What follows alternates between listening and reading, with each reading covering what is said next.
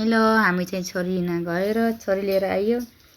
अनि आउँदाखेरि यो बाटोमा एउटा काफलको रुख छ यति धेरै फलेको थियो कि अनि ठुलो ठुलो गेडा पनि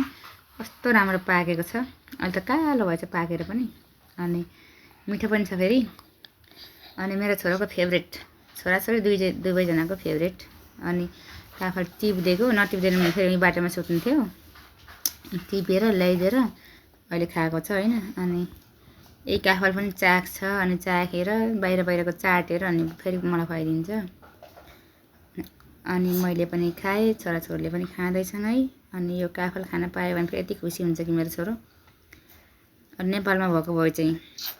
घरमा भएको भए एक एक माना आफ्नो भागमा पर्थ्यो खान पाइन्थ्यो अब यहाँ छैन